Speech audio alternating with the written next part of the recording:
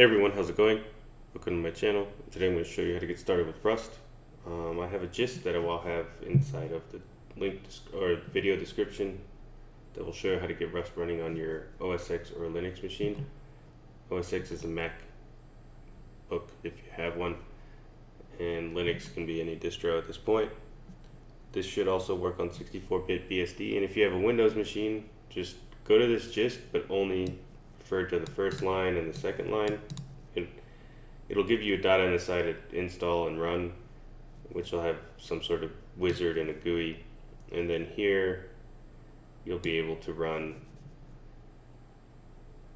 like, there's instructions and stuff that you'll run to set environment variables and whatnot with Windows, because that's a little different than it is with like bash profiles or bash RCs on Unix/Linux. So anyways, if you don't already have this, go ahead and get started. Pause the video, get this running, make sure that doing rustc-v works, so it will look like this.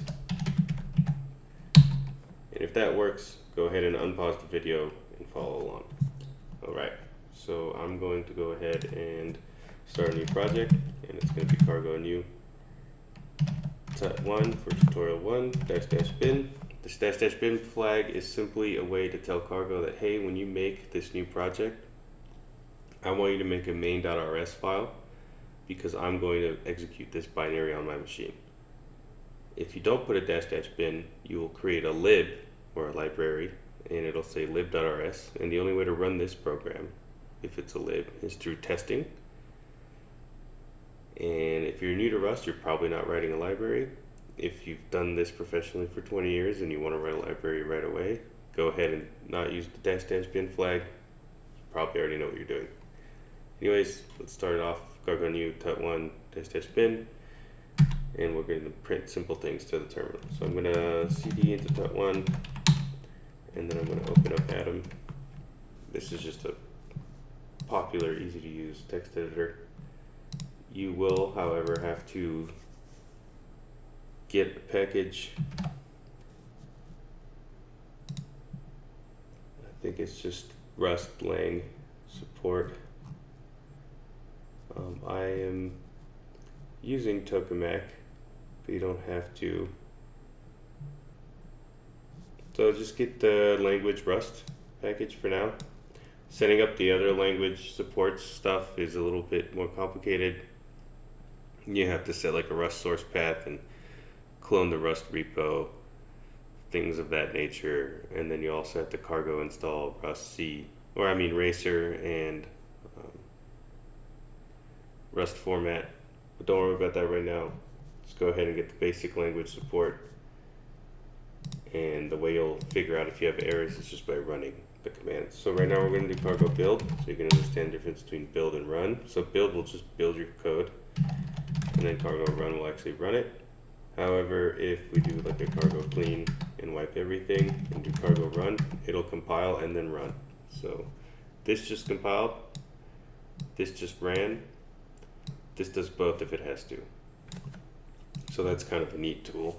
Right out the box, if you do cargo run --release, it'll optimize a different compilation target and run it, and it should be much faster. And this is typically done for libraries or like web servers or any program really that will actually be used from there on out until you kill the program in like a production environment or whatnot. I'm going to clear this, go ahead and do a cargo run again so we can see that hello world does indeed work. So it says hello world, and cargo was nice enough to make us a very basic fn main with the print line hello world inside of it. So this is the print line syntax. Let's go ahead and hop into how to do string interpolation.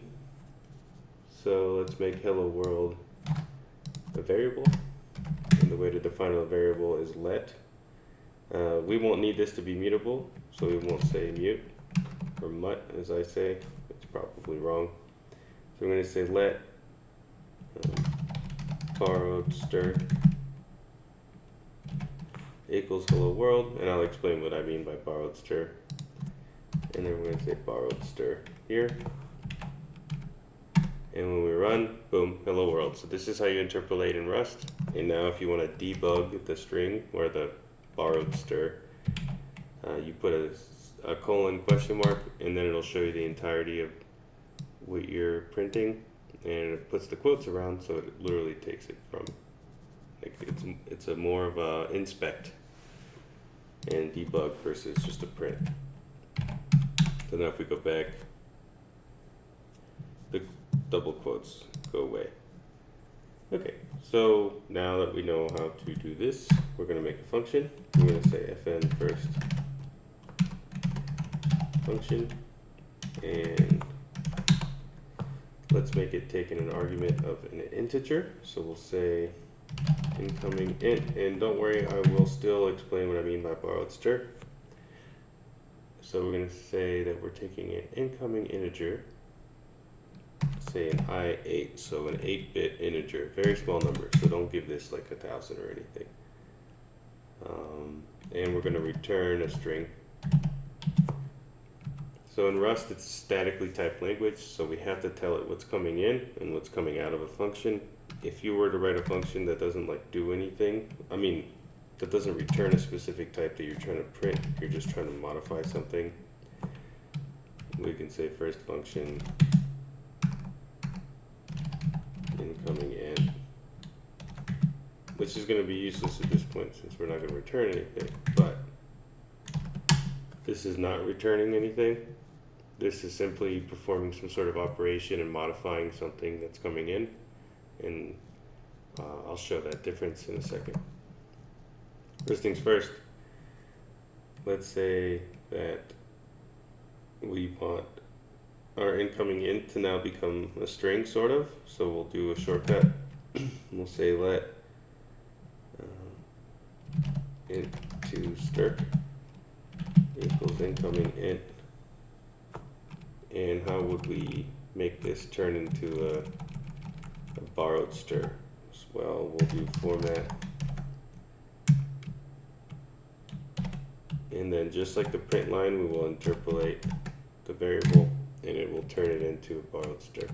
And here we put a semicolon, so this will look like incoming int. And what it's doing is it's really taking an i8 and turning it into and here's the borrow syntax, a borrowed stir. So Rust is really huge on memory management and likes to make things as small as possible. So this isn't actually a string. This is a borrowed stir. As most people think of it, a frozen string, sort of. Don't worry too much about the semantics, but just know that this has a lower footprint than an actual string. And then in Rust, to turn something into a string, there's two ways, at least for a stir. We'll do string from, and then int to stir, and that should be it. And if we don't put a semicolon in Rust, it is considered an explicit return, and it is very common, if not told to you in the Rust book itself, that if you're not doing an early return, and if this is the last line in your function and it is what you're returning, don't use the return syntax. This is reserved for early returns. So return string from int to stir semicolon, that is considered an early return, so we're not going to use that yet, and we'll make an early return example in this function in just a second. Okay, so now I'm getting a warning that the function is never used, and we're going to print line and get rid of the debug mode. First function, and we're going to give it, I don't know, 10. Save that. It didn't complain. Now if I said 10.0, it will complain. Mismatched types, I'm giving it a float instead of an int, so it's going to panic. If I give it like a huge number, literal is out of range for 8-bit integer, so this won't compile. It says warning, but it won't even run. It'll overflow when it tries to run. So let's just run this. So hello world 10. So this was a fairly basic way and more memory safe, because Rust is all about safety, way to turn an int into a string type. In Ruby or JavaScript or anything else, it's even simpler than that, but they take a lot of steps to make sure that you don't have to do any of it. But Rust gives you the full control, and it's something I really enjoy once I've become comfortable with the syntax and how to run a program, etc., etc. Let's get rid of these two because we don't need those anymore. And let's make this function have an early return. And so let's do a little if statement. Let's say that if int toStir equals 0, we're going to return, is that your best shot? And we're going to use a different way to turn a borrowed stir into a string, and it's going to be return, is that your best shot, which is borrowed stir, and turn it into a string, which will return a string type. And here we will have to use a semicolon. If statements do not, I can get into the semantics of that in another video, but for now just know that if statements are kind of their own thing in Rust. You do have to, however, use semicolons inside of the ifs. Alright, let's run this. It'll still give us 10. Now let's give it 0. And now it'll say, is that your best shot? So this is a real quick overview / high level intro to Rust and how to take in an integer and turning it into string, having that be a function, calling it inside of main and printing the result out. If you have any questions, please let me know. Another thing we could do right now real quick is write a test. So if you understand this and you're cool with it, you can go ahead and bounce, but I'm going to keep going and write a test, because in Rust you can actually write tests inside of the file, and that's one of the coolest features I've ever seen. So fn it can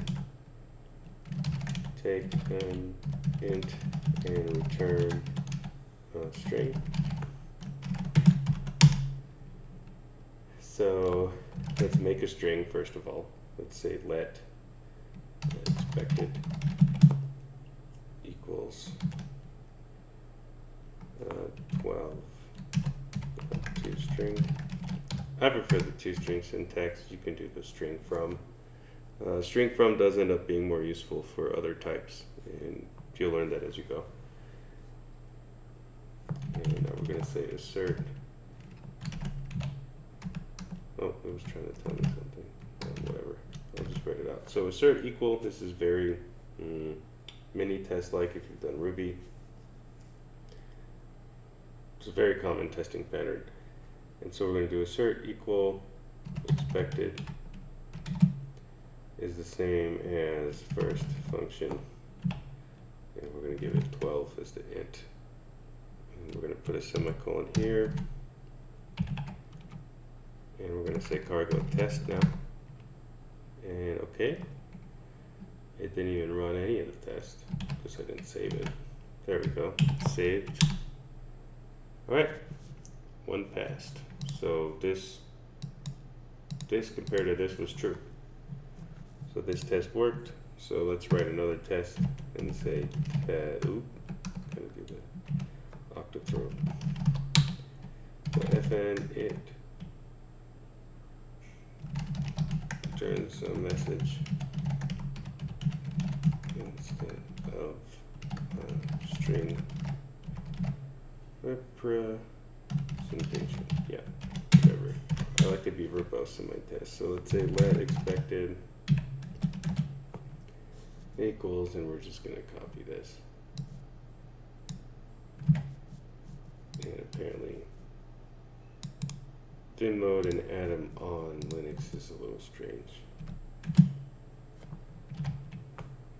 So there we go. And we're going to say assert equal bang, because it is a macro. Expected is the same as first function if we give it 0. And let's put a semicolon, save, run. Both tests have passed. And now we don't even need a print line here to test it.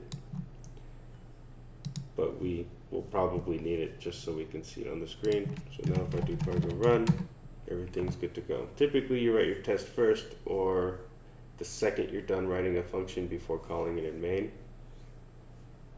I prefer writing the function first, letting the compiler be happy, writing the test so that I can have see what the behavior really is like, and then call it inside of main once I know exactly how it acts. So once again, if you have any questions, please let me know. Otherwise, hope you enjoy this video, and I hope you're enjoying Rust so far, and have a great day.